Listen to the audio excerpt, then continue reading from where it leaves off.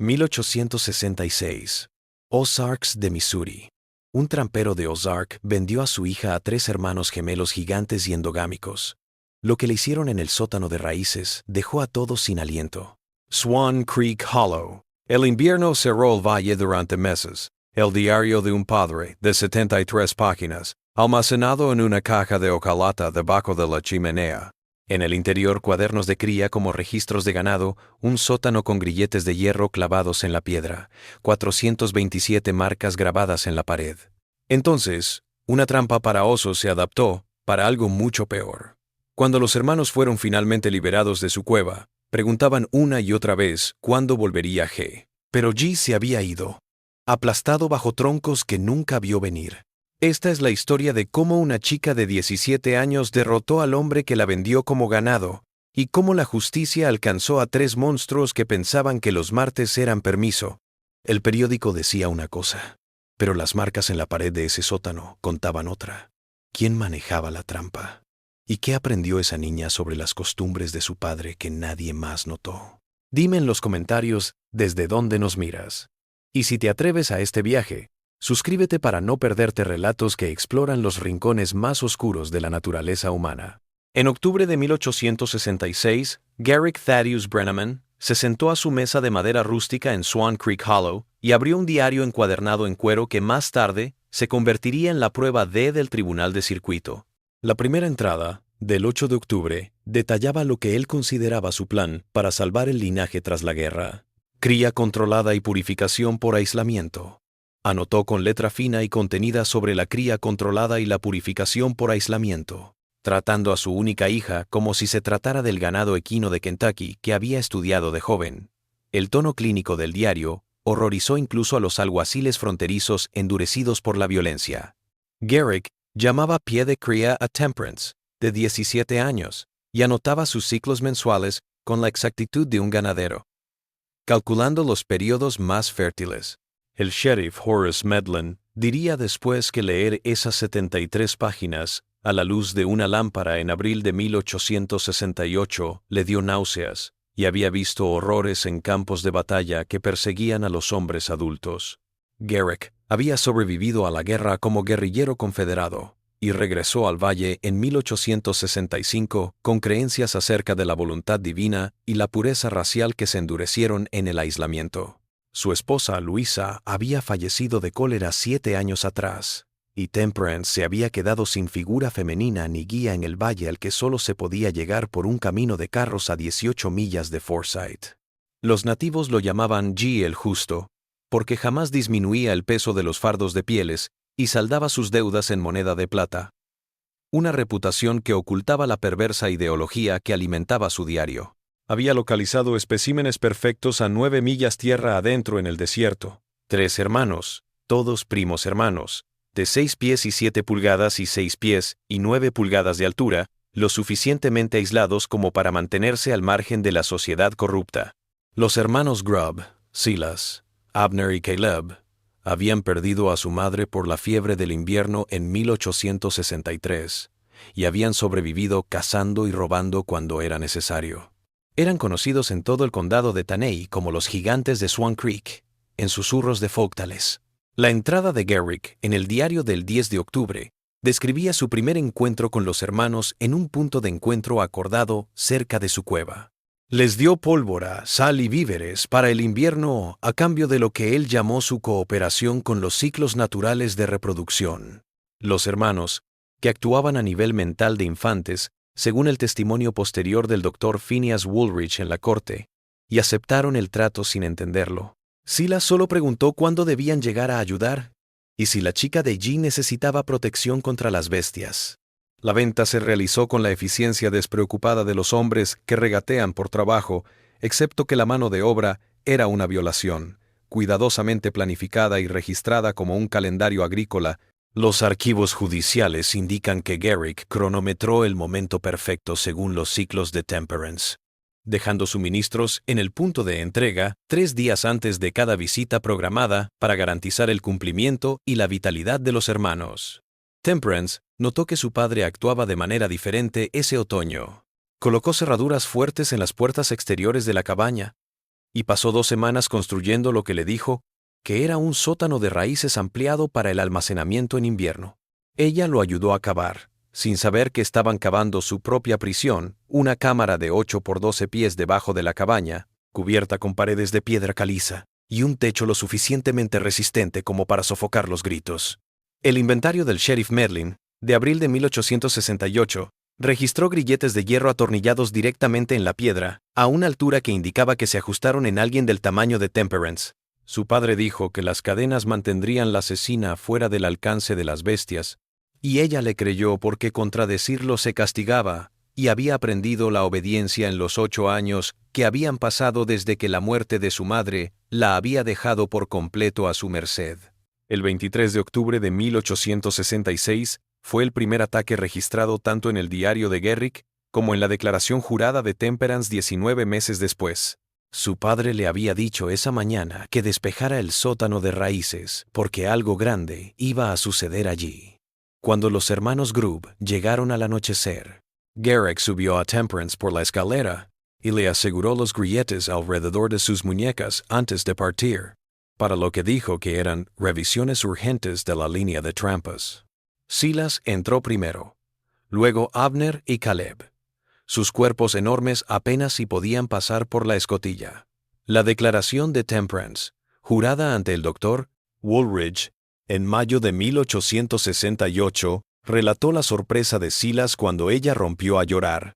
Le acarició la cabeza como a un animal herido y preguntó a sus hermanos si lo estaban haciendo mal.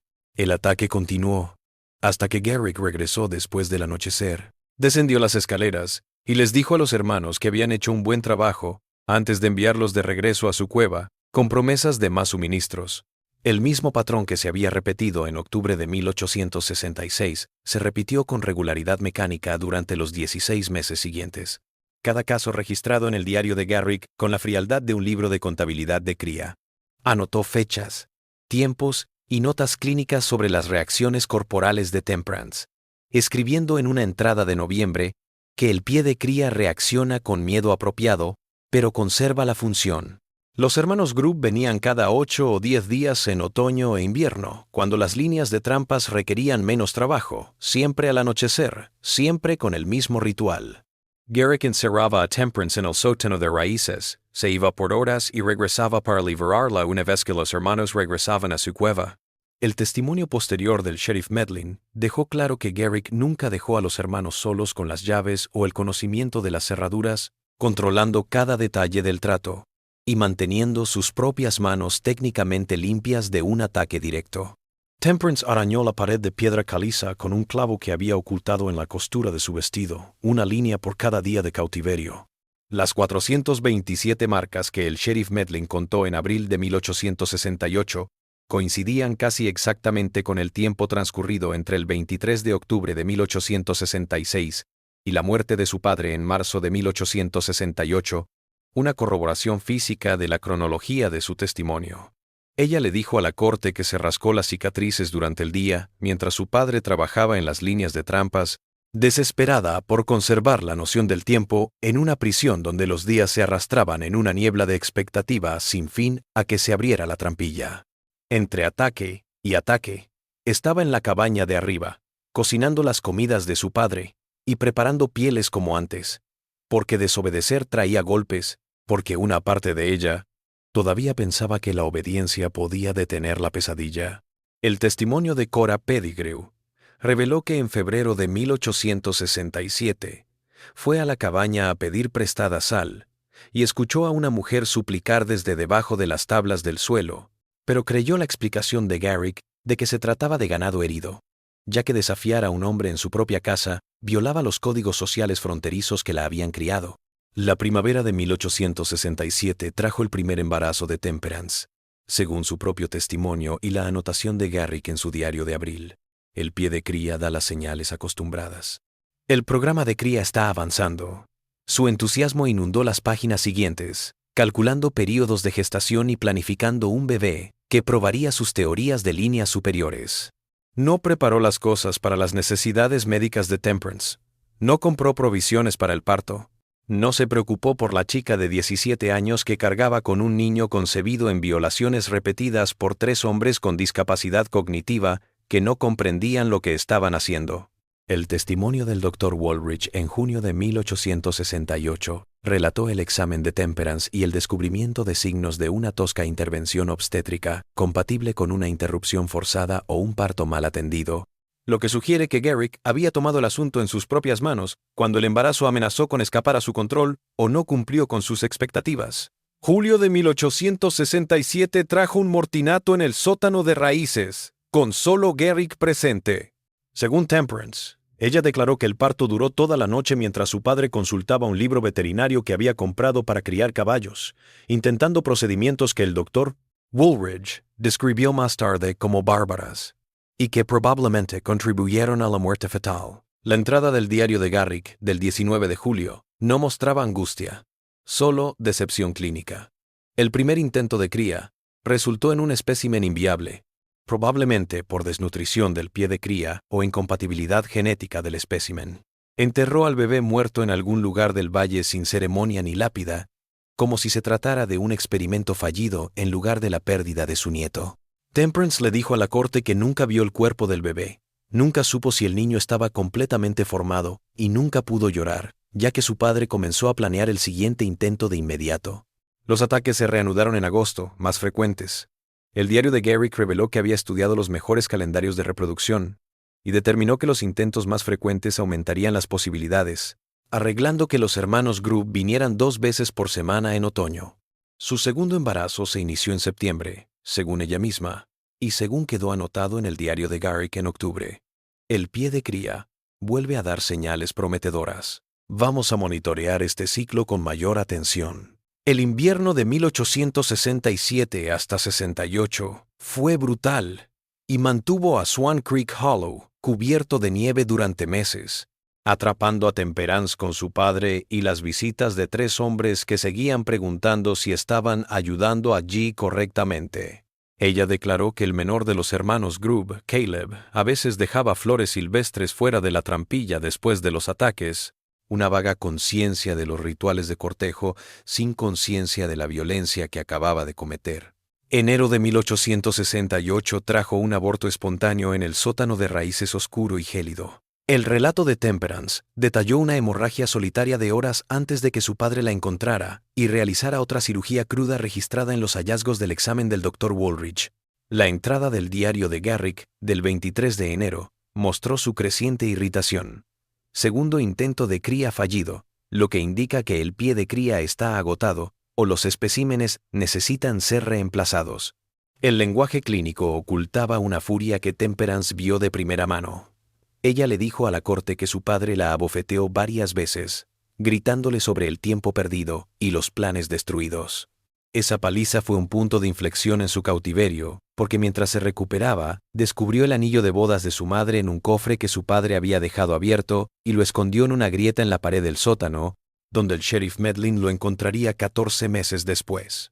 Un pequeño acto de rebeldía que le permitió conservar una identidad más allá de pie de cría. Febrero de 1868 trajo el deshielo a Swan Creek Hollow y cálculos mentales que podrían salvarle la vida a Temperance. Había estado siguiendo a su padre en las líneas de trampas durante 8 años, atrapada en sus rondas mientras explicaba los diseños y puntos de presión de cada trampa con el orgullo de un artesano mostrando su trabajo. Su juramento explicó cómo empezó a seguir sus patrones con una nueva intención tras su segunda pérdida de embarazo, tomando nota de qué días revisaba, qué trampas y cómo comprobaba los mecanismos de disparo para asegurarse de que no estuvieran desgastados. Garrick tenía una gran trampa de caída a 200 yardas de la cabaña para osos con 400 libras de troncos suspendidos sobre una placa de cebo, suficiente para romperle el pecho a un hombre en un instante. Su entrada de diario del 9 de febrero decía: «La trampa de caída necesita reparación antes de la temporada de cría de primavera. Pasador de activación desgastado por el hielo del invierno».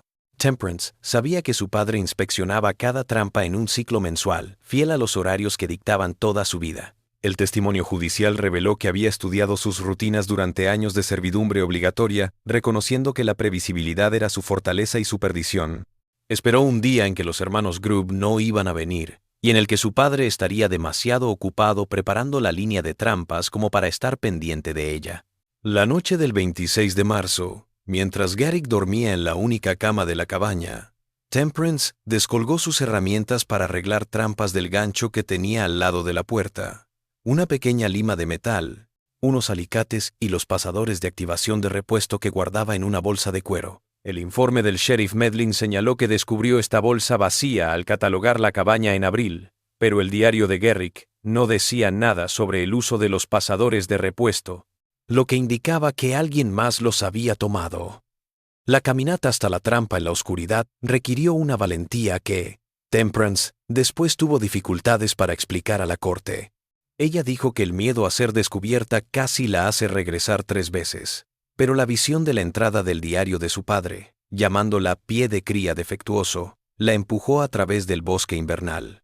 La trampa estaba en un claro que Garrick había reservado para el máximo tráfico de osos, su enorme masa de tronco suspendida por un mecanismo de activación finamente equilibrado de su propio diseño. La declaración de Temperance relató cómo se arrodilló sobre hojas congeladas, la luz de la luna revelando el pasador de activación que mantenía 400 libras de muerte suspendida. Por lo que había observado de su padre, sabía que el grosor del pasador graduaba la sensibilidad de la trampa, demasiado grueso, y los animales se llevarían el cebo sin disparar la caída. Demasiado delgado, y el viento, o la lluvia, lo liberarían demasiado pronto.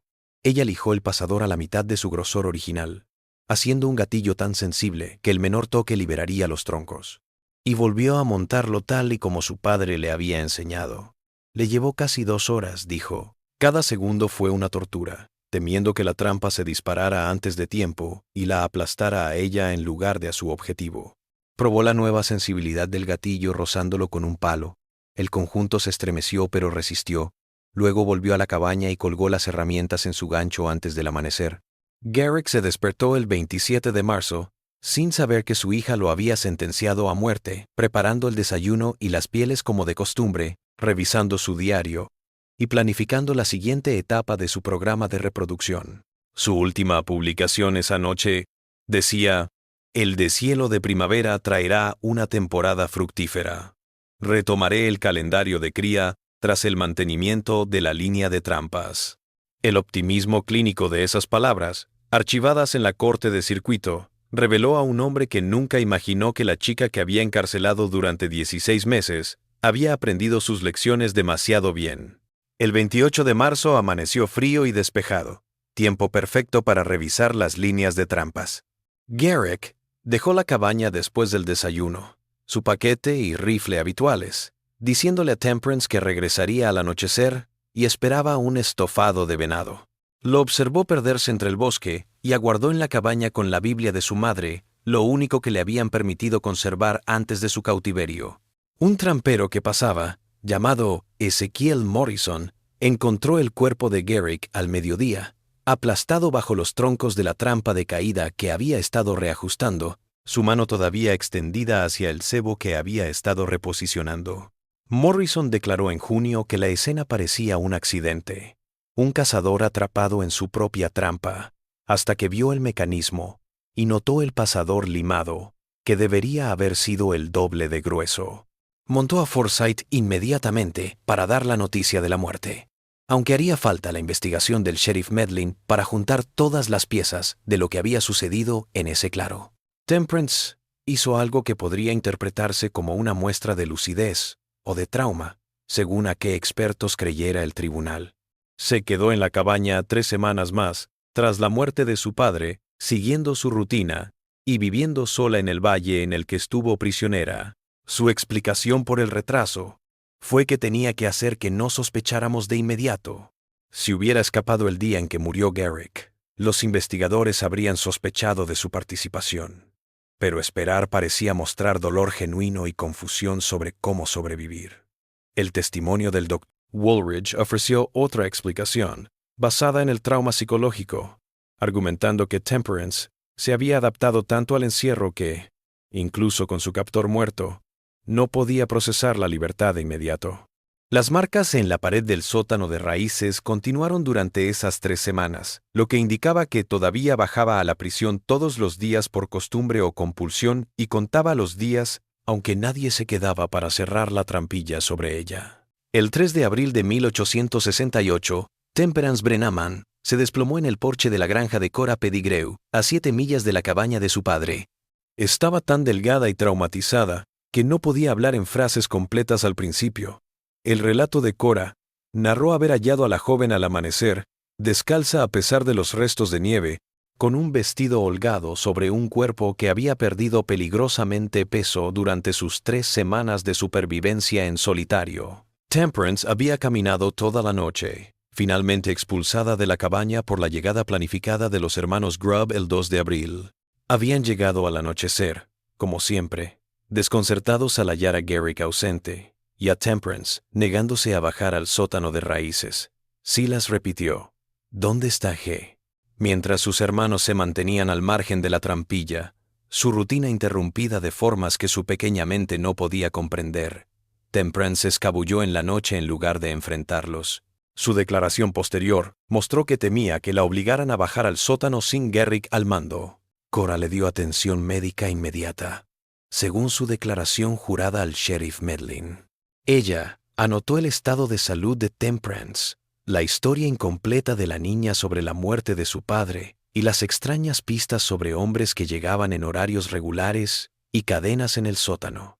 El marido de Cora, Jacob, se mostró dudoso con respecto al relato de Temperance, llegando a insinuar que la chica podría estar inventando historias para justificar el parricidio, pero la capacitación de Cora como partera la había entrenado para reconocer las señales de trauma físico que respaldaban el ataque. Galopó 2 días hasta Forsyth el 4 de abril para encontrar al sheriff Medlin en persona y dejar a Temperance al cuidado de Jacob, quien protestó enérgicamente, pero recibió órdenes estrictas de no interrogar ni molestar a la chica hasta la llegada de la ley. El libro mayor del sheriff Medlin del 6 de abril anotó la recepción del informe de Cora y la identificación inmediata de signos de algo más que un accidente de trampeo. Menciones de visitas programadas, subterráneo, encarcelamiento y la muerte sospechosa de un padre se unieron en un patrón que necesitaba ser investigado. El sheriff Medlin y el ayudante William Ketchum llegaron a la cabaña de Brennaman el 8 de abril, habiendo cabalgado desde Forsyth, y encontraron la cabaña cerrada pero abandonada recientemente. El informe de Medlin relató que irrumpieron por la puerta principal y encontraron lo que parecía una sala normal.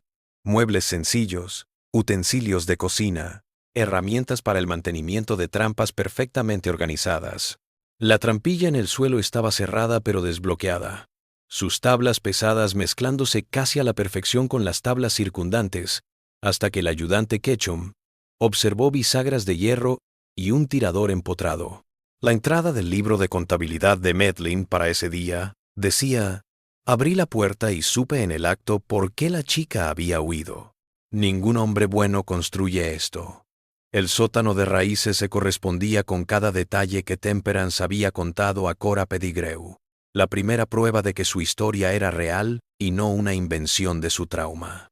Los grilletes de hierro anclados en las paredes de piedra caliza estaban oxidados y desgastados por el uso, colocados a una altura que indicaba que habían sido colocados para alguien del tamaño de Temperance en lugar de para colgar carne. Como Garrick había afirmado durante la construcción, el sheriff Medlin anotó 427 marcas en las paredes, contadas por el ayudante Ketchum mientras Medlin esbozaba el sótano en su libro mayor.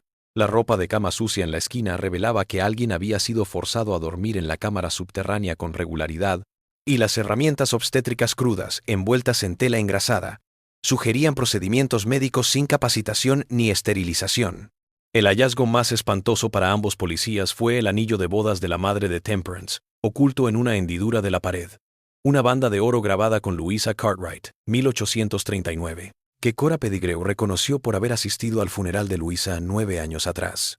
Ese anillo en el sótano indicaba que Temperance se había aferrado al recuerdo de su madre durante todo el encierro, ocultando esa ficha donde su padre no la encontraría ni se la confiscaría. La búsqueda en la cabaña del sheriff Medlin descubrió la evidencia que convirtió la investigación en un caso judicial. Debajo de la chimenea, en una caja de hojalata cubierta de tela engrasada, se encontraba el diario de cuero de 73 páginas de Garrick Brennaman, que abarca desde octubre de 1863 hasta marzo de 1868. El diario de Medlin Anotó que leyó trozos a la luz de una lámpara aquella primera noche en la cabaña, su estómago revuelto con cada entrada clínica, que detallaba calendarios de cría y manejo del pie de cría. El diario anotó la fecha y duración de cada ataque. Siguió los ciclos menstruales de Temperance con precisión de cría de ganado y registró ambos embarazos y sus resultados con un desapego que reducía el sufrimiento humano a un fracaso experimental. Las notas de Garrick revelaron sus tratos con los hermanos Groove, los bienes que había dado a cambio de su ayuda y su creciente irritación cuando los resultados no coincidieron con sus expectativas pseudocientíficas. La página 47 era la que Medlin leería en la corte más tarde. El pie de cría es defectuoso. Próximos intentos pueden necesitar sustituir los ejemplares, un lenguaje que dejó claro que Garrick había considerado a su propia hija como perfectamente desechable. El 9 de abril realizó la caminata hasta la cueva de los hermanos Groove, 9 millas dentro de Swan Creek Hollow, siguiendo las instrucciones que Temperance había transmitido de las descripciones de su padre. El sheriff Medlin y el ayudante Ketchum localizaron a los 3 gigantes en una cueva de piedra caliza, en condiciones apenas diferentes de las guaridas de animales, ropa de cama rudimentaria, provisiones de carne seca y posesiones que corroboraron de inmediato el relato de Temperance. Los barriles de pólvora estaban etiquetados con comerciantes que coincidían con los proveedores de Forsyth que admitieron venderle regularmente a Garrick Brenneman. Las bolsas de sal tenían los mismos sellos de mercader. Lo más revelador fue una cuerda colgada del techo de la cueva con 38 nudos diferentes, que Silas dijo que era su cuerda de conteo para saber cuándo ayudar a la chica de Gar. El número de nudos era casi idéntico al número de ataques que Temperance había detallado en su primera declaración a Cora Pettigrew.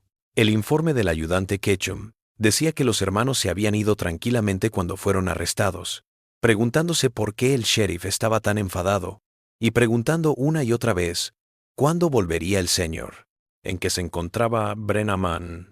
El juicio de Silas, Abner y Caleb Groove comenzó el 15 de junio de 1868 en el Palacio de Justicia del Condado de Taney, ante el juez de circuito Erasmus Thornhill, y una galería abarrotada donde la justicia fronteriza chocó con la evidencia escrita de maneras que definirían los precedentes legales durante décadas. La fiscalía introdujo como prueba de El Diario de Garrick la investigación detallada del sheriff Medlin como pruebas AC y evidencia del sótano de raíces que hizo que algunos espectadores salieran corriendo de la sala del tribunal con lágrimas en los ojos. El abogado defensor, Samuel Wickham, tenía una misión imposible. Su comprador se sentó en el banco de los acusados apenas entendiendo lo que estaba sucediendo, con Silas preguntando una vez cuándo llegaría Jay Abner, mirando sus enormes manos durante todo el testimonio. El plan de Wickham se basó en la capacidad disminuida y la manipulación por un hombre muerto, y que los hermanos eran agentes del mal, en lugar de arquitectos. Pero las decisiones del juez Thornhill siempre se pusieron del lado de la fiscalía en que las discapacidades mentales no excusaban la participación en un ataque planificado. El doctor Phineas Woolridge declaró durante 3 horas el 17 de junio, aportando pruebas médicas que respaldaban cada detalle del relato de Temperance. Su evaluación había revelado signos de violaciones repetidas, cicatrices en el abdomen compatibles con 2 abortos crudos, desnutrición severa que había detenido su desarrollo físico, y daño psicológico que se manifestaba en episodios disociativos durante su evaluación inicial. Las actas judiciales recogen su declaración en la que detalla los retrasos en el desarrollo de los hermanos Groove, ojos muy espaciados, mandíbula inferior prominente, habla que apuntaba a una edad mental de entre 9 y 12 años, pero subrayando que su capacidad física para el ataque no se vio afectada por sus retrasos mentales. Su veredicto fue que habían cometido delitos para los que no tenían el marco moral completo para negarse, pero sí lo suficiente para darse cuenta del tormento de Temperance por su propio relato de llorar y preguntar si lo estaban haciendo mal. La declaración de Cora Pettigrew, el 18 de junio, confirmó la cronología y el estado de Temperance después de la fuga. Narró la de febrero de 1867, cuando oyó ruegos bajo las tablas de Garrick y creyó su excusa de ganado herido, quebrando su voz al reconocer: sospeché que andaba algo mal, pero me convencí de que preguntar no era propio. Su relato de la forma en que Temperance llegó el 3 de abril, descalza, agotada, casi delirante, se ajustó a lo que el Dr. Woolridge y los papeles del sheriff Medlin Ella juró por la historia rota de la niña sobre visitas programadas y encierro en el sótano que había parecido delirante, hasta que la investigación del sheriff Medlin verificó su horrible precisión. El contrainterrogatorio de la defensa trató de insinuar que Cora había preparado el testimonio de Temperance, pero su declaración jurada contemporánea al sheriff del 4 de abril, antes de que comenzara cualquier investigación oficial, tenía detalles que no podría haber inventado sin saber lo que había sucedido en la escena del crimen. El testimonio de Temperance vació la galería pública por lo gráfico, pero las actas judiciales registraron cada palabra para la historia, ahora en los archivos de la Sociedad Histórica del Estado de Missouri. Habló durante 6 horas, a lo largo de 2 días, relatando con precisión calculada los 16 meses entre octubre de 1866 y marzo de 1868. La construcción de su prisión, las discusiones clínicas de su padre sobre experimentos de cría, la confusión de los hermanos Grubb sobre sus lágrimas, 2 embarazos forzados y sus conclusiones traumáticas, y su decisión de alterar la trampa de caída que mató a Garrick. Su declaración de haber aprendido las formas de su padre de mantenimiento de trampas y de afilado del pasador de activación mostró una premeditación que podría haberla acusado de asesinato. Pero el interrogatorio del juez Thornhill se centró en su estado mental y posibilidades de supervivencia, no en su culpabilidad criminal. Cuando el fiscal le preguntó si se arrepintió de haber tendido la trampa, los registros judiciales muestran que ella respondió: «No me arrepiento, y lo haría de nuevo si Dios me trajera de vuelta a ese día». Los hermanos Grubb dieron un testimonio escaso debido a su incapacidad para hablar y entender el proceso legal.